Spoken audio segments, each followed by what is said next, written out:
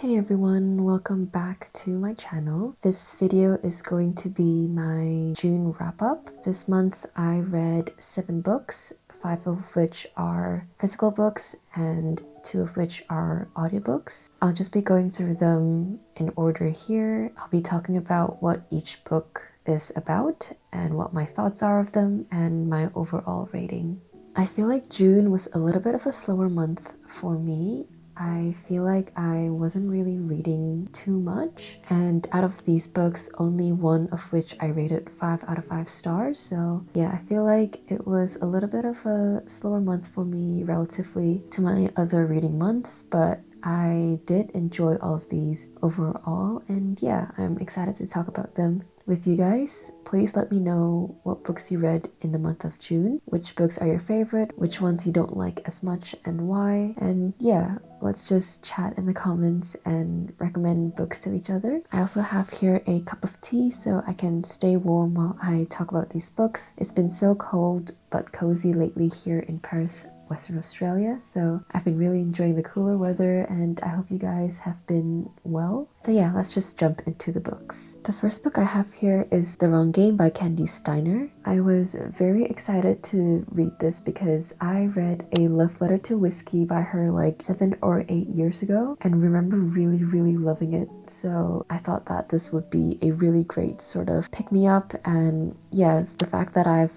not read anything by Candy Steiner for a while now just makes me feel really excited to pick up her newest book. This cover is so cute. This was very kindly sent to me by Arndale Publishing. I received an adorable PR box by them and I did an unboxing on my Instagram. It had lots of goodies in it like stickers and a bookmark and a note from the author. It was all just so lovely. So this book follows Gemma, who was very traumatized by her previous relationship and has since not dated anyone. So Gemma is a huge football fan and has season tickets for 2, so her best friend suggests that she makes a game out of this and invites a guy to one game and nothing more. This is just to help her ease back into the dating game, and the first guy that she invites to the game happens to be this amazing guy, and that immediately throws Gemma off her football dating game, and we kind of follow the story from there. I actually listened to this as an audiobook, which was great. The narrators were amazing and really brought the characters to life. The story though, I had a few issues with. Actually, the story itself is alright. I think it's Gemma, the female main character, that I had issues with. There might be minor spoilers as I talk about this, so do be warned. We see Gemma feeling very conflicted about her feelings towards Zach, the first guy that she brought to the game, and as a result she treats him so poorly. I know the underlying reason to that is because she was traumatized in her previous relationship and she doesn't mean to hurt him, but it was just so annoying to see the way she dealt with him. I just felt so bad for Zach. And then Zach, on the other hand, is such a great and patient guy. He went through some really traumatic things in his previous relationship as well, and also with his family. He has lots of heavy things to deal with in his family, but he treats Gemma so well, way better than she deserves in my opinion. I don't know, I just wasn't a fan of Gemma one bit. I would have really loved to see some character development in Gemma, but it just felt kind of flat at the end, and I still really dislike Gemma after finishing the book. So yeah, I don't know. I don't rate adult romance books for the spice and really only look at the writing, the story, and the characters. So in saying that, this gets a maybe 2.5 or 3 out of 5 stars from me. It was still a lot of fun and fast-paced, and it wasn't very angsty, even though we're told that it's meant to be an angsty romance. But yeah, I guess the side characters did win me over, mainly Zach's family and Gemma's best friend. So yeah, that's what's good about this book really. Next we have The Will of the Many by James Islington. For the longest time, I thought that his surname was pronounced Islington, but I think it's actually Islington. This one you guys have probably seen everywhere. It's got nothing but glowing reviews, and it's got a rating of like 4.6 stars amongst tens of thousands of ratings on Goodreads, which is incredibly high. So I did have really high expectations going into this. Text Publishing, which is the publisher for this cover, very kindly sent this beautiful new edition to me as I was listening to my audiobook, so that was just very good timing.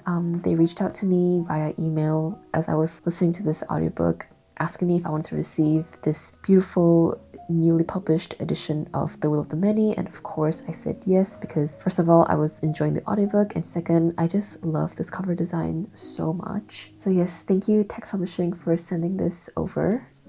This is also signed, which is very cool, and the package came with this gorgeous foiled bookmark of the sequel, which is The Strength of the Few, and also this print with an author's note at the back, which is very cool. I'm very grateful for that, so thank you once again Text Publishing. So yeah, this book follows Vis Telemus, who is an orphan. He works in a prison and catches the attention of someone high up in the hierarchy. So he gets recruited to join this prestigious academy called the Katanan Academy. This academy holds the strongest fighters and the smartest academics, and they are categorized in classes from 1 to 8, I think, or was it 7? 1 being the best and 8 being the lowest class. And Vis is tasked to join the academy to rise up the ranks and uncover some secrets of the academy. But Vis also has a secret following him from his past, which no one can know about, or he may be killed. As you guys can see, this is a huge book. Some parts I thought were a little bit hard to get through, but some parts I just honestly could not stop reading. I really enjoyed when Vis was already in the academy, and then some parts just became a little bit slow, and then the last 100 to 200 pages was very intense. So yeah, it was a very interesting, very detailed book. I don't think it quite met my expectations, I'm not gonna lie. I was expecting to be, I guess, wowed by this book, but a lot of the elements in the book I have already seen in other books. Okay, for some reason this reminded me a little bit of Iron and Embers by Helen Scheurer, which is a romantasy novel, so that's a bit of a weird comparison, but for some reason the elements of the book is just very similar to Iron and Embers. Obviously not in the writing or pacing or anything like that, but because in Iron and Embers we also have a prestigious academy and they kind of fight to the death to see who is worthy of graduating. So yeah, I guess it wasn't really my first time reading a story along those lines. I also kind of hate that the high rating got to me. I really shouldn't judge a book based on its hype or its rating on Goodreads. Every time I change a book status on my Goodreads to currently reading, I try not to look at the rating and the reviews so I can come in with a fresh pair of eyes and an open mind. So yeah, I guess that's just my 2 cents with The Will of the Many. I still really appreciate the world building and the characters and the incredibly detailed story though. And I'm very excited for the sequel. That ending really got to me, so I guess the book has that going for it. It's got a very plot twisty sort of ending, which I guess I could appreciate. So yes, this gets a 3.5/4 out of 5 stars from me. Okay, next up we have Bury Your Bones in the Midnight Soil by V.E. Schwab. I was kindly sent this gorgeous proof copy from Macmillan, so thank you again Macmillan for sending over this early copy. As you can see, I have tabbed this to bits, and then they also kindly sent me a PR package that contained the final copy of the book. I have an unboxing of that on my Instagram, so I'll just put it on here. It contained lots of really cute goodies that represented the story really well, so I really appreciate that. So again, thank you Macmillan for the adorable PR box. I have only read Vicious by V.E. Schwab, and I thought that was just okay. The concept was intriguing, but I couldn't really connect to the characters or the story. However, I was keen to read Bury Your Bones in the Midnight Soil because the premise sounded very interesting, and it was giving me really huge gothic vibes, which I love. So this story is about 3 girls who live very different lives, and over a few centuries we see how their lives are somewhat connected to one another. It's a vampire story, but with a bit of a different take. Once you finish reading this, the title makes so much sense, and you realize how clever and sophisticated of a writer V.E. Schwab really is. The story is highly character driven, probably one of the most character driven books I have ever read. We do follow one of them more heavily than the other 2, and it feels so disorienting to be following this one character in detail literally from when she was like 17.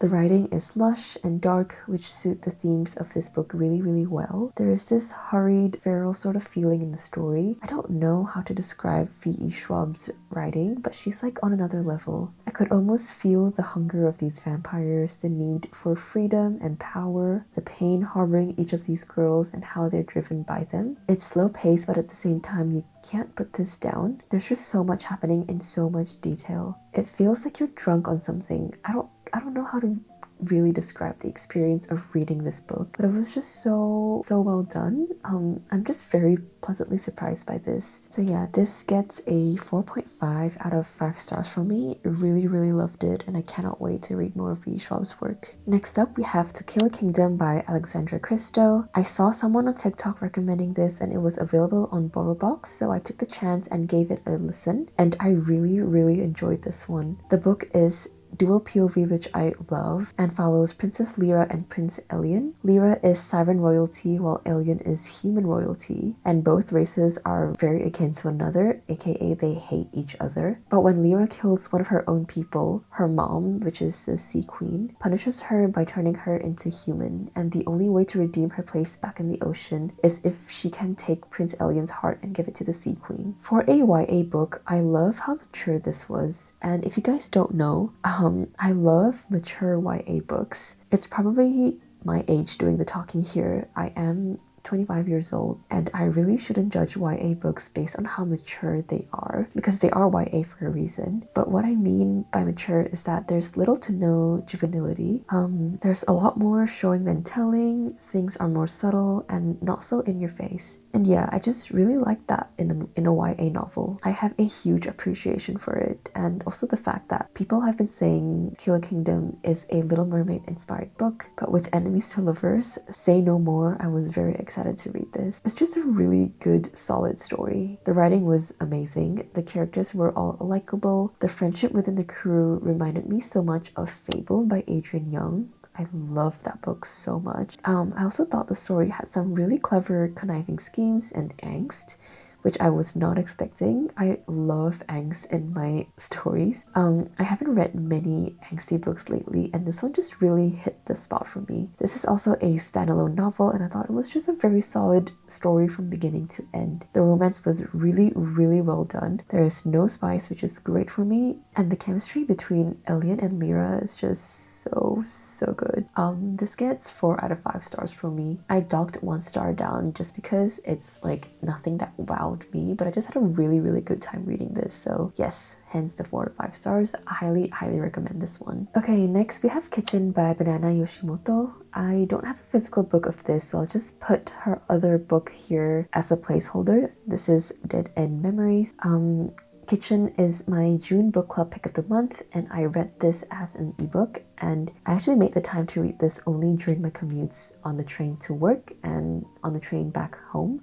For some reason it just became that way, and since it is a short book, I thought it would be the perfect book for my 20-minute train ride into the city and back home. I don't want to say too much about this book since it is super short, but it deals heavily with grief, death, murder, and coping with the loss of loved ones. When I say this is short, I mean it's like 100 pages long or something along those lines. I was reading this on my commute home from work, I think 2 days ago, and the ending just caught me off guard. I was not expecting this to finish so abruptly. I did enjoy it though. I thought it was a very sweet and wholesome story, but also very deep and emotional. There was a lot of appreciation on kitchens and food in this book, which I thought was so sweet and sad at the same time. This book also made me crave katsudon so bad.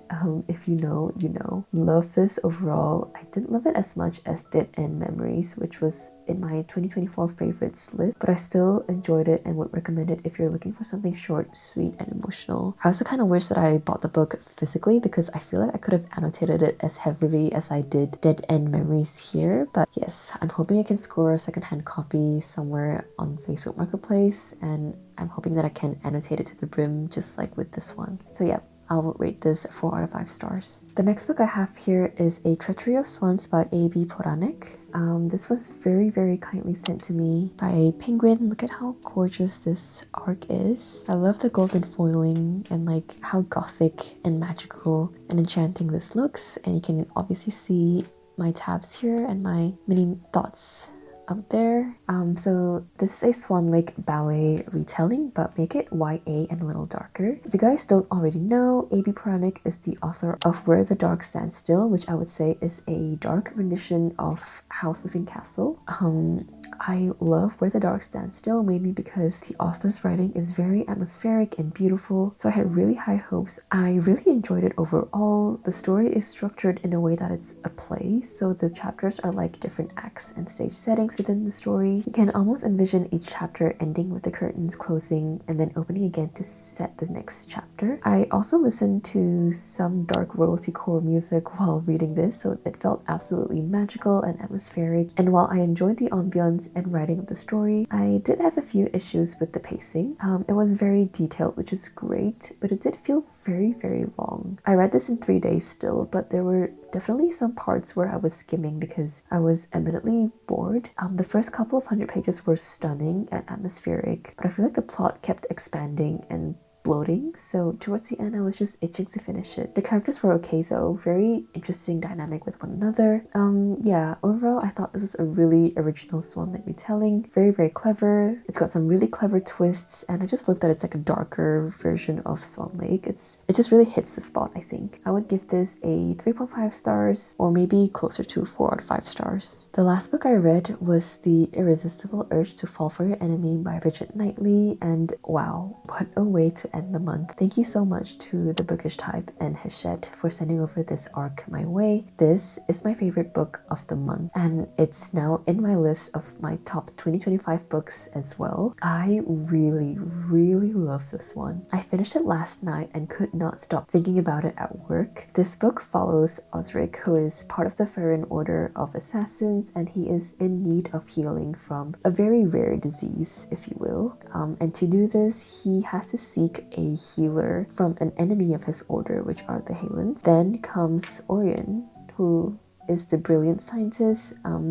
She wants absolutely nothing to do with this good-for-nothing for an assassin, but he offers her a huge sum of money in exchange for her healing, and that money that he offers her can help with funding to heal the many who are sick with this deadly pox that's going around. Bottom line is that they absolutely hate each other's guts, but eventually are forced to work with each other, and together they find ways to heal Osric and even investigate the ongoing resurgence of the deadly pox. When I tell you the fun I had reading this book, I knew 2 chapters in that I was going to be in love with this because the writing is exactly my taste. The quick-witted humor, the dry delivery, the sass, the slow burn romance, everything was perfection from the very beginning. This is fantasy comedy at its finest. Emphasis on the comedy aspect because this focuses more on the characters and their relationship rather than the world building and plotline. The characters drive the story rather than the plot, and I personally will take character-driven novels over plot-driven novels any day. This is also dual POV, which I don't know how much more perfect this book can get, honestly. Osric is sassy, clever, and ruthless, and then we have Orion, who is indifferent, intelligent, and fiercely loyal to her people. Their chemistry is just unmatched. Once again, the banter and the humor and the delivery is the best I have ever read. I posted on my Instagram that this is probably the cleverest and funniest book I've ever read, ever. And you can just see how much I have tapped this to the absolute brim. Every time something makes me laugh or smile or giggle or snort, I tab it, and you can see that I've done a lot of laughing and giggling throughout this book. The romance is everything, the slowest of all slow burns as well, and the enemies to lovers was just done so incredibly well. I love the kind of enemies to lovers where the hate slowly forms its cracks and the love starts to seep out. It's a slow and tantalizing progression, but it's so well worth the wait. 5 out of 5 stars, absolutely no questions, no note, maybe even a 6 out of 5 stars. I'm still unsure at this stage, but it's a favorite regardless, and I cannot wait for book 2. This comes out on the 8th of July in Australia, which is a week from now.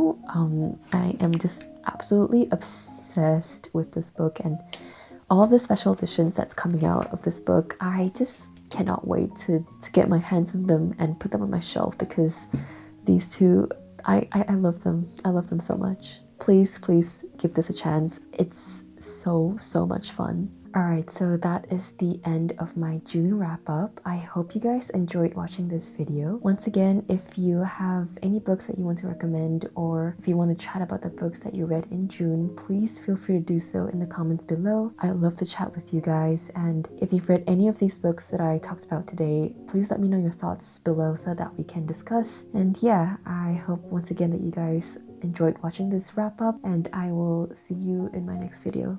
Bye!